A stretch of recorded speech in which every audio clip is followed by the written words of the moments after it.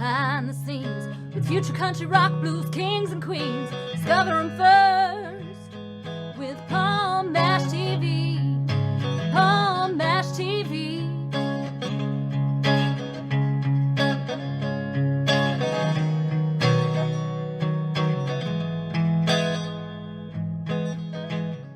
Well, hello there. It's Paul Mash TV time again. Thank you so much for joining us. Another great interviews coming up shortly.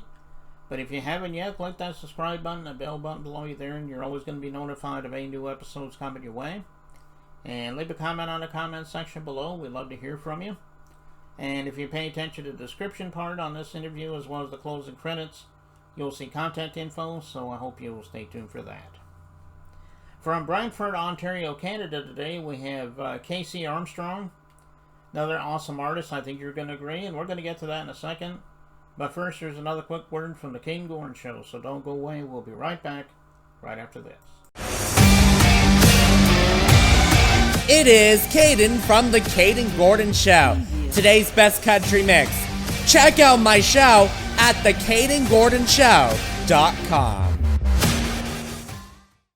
Okay, we're back, and with us from Brantford, Ontario, Canada, we have Casey. Thanks for joining us, Casey.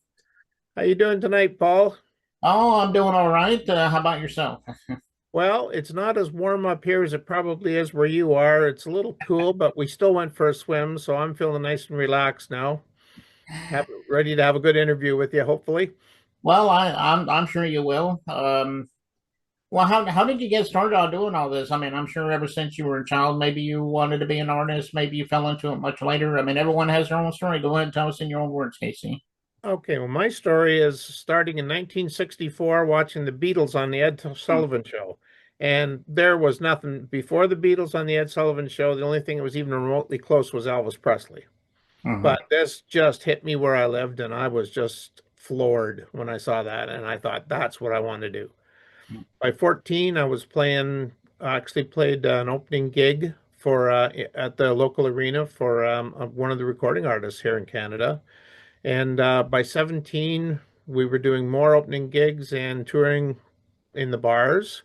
By 19, I was touring all over Canada, and I've been doing it ever since. Okay, well, that's quite a story there. I'm guessing besides the Beatles and Elvis, was there any other influences, by the way, that influenced you, or was that about? Wow. In Canada, we have a little different playlist than you guys would down the States because we have a thing called Canadian content regulation, which in the 60s and 70s when I was growing up was 50% Canadian content, which means every second song. So we got a lot of Gordon Lightfoot and the Guess Who and a lot of Anne Murray and things like that. So that kind of soaks in through osmosis. And I think the one that hit me the hardest, I think, would either be the Guess Who or Gordon Lightfoot. And I find elements of that in some of my songs. Yeah, the Gordon Lightfoot and Guess Who, even the one you mentioned briefly, Anne Murray. I mean, they were all great artists there. Oh, yeah.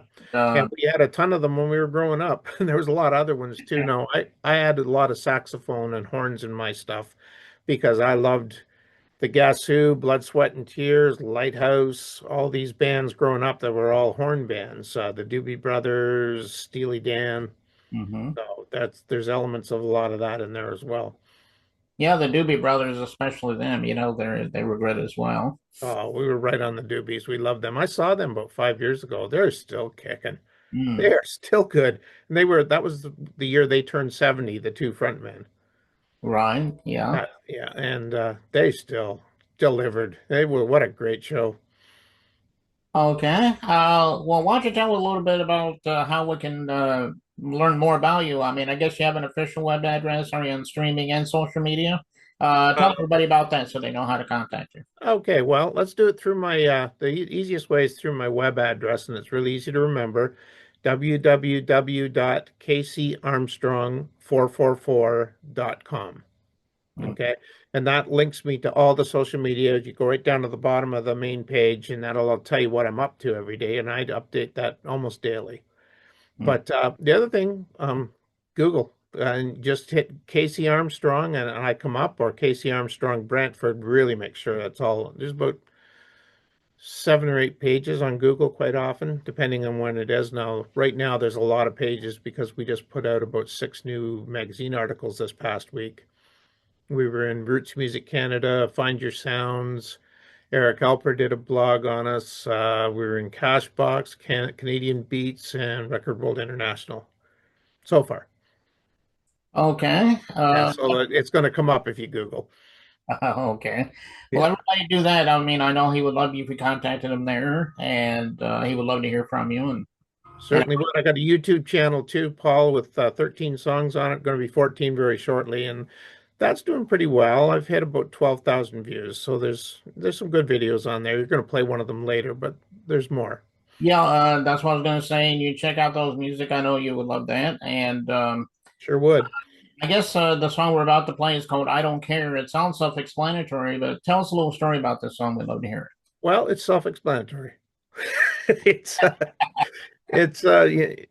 I wrote it. I had a young lady that was in my life that liked to stay out late nights, and I was getting fed up with it, and I wrote this song.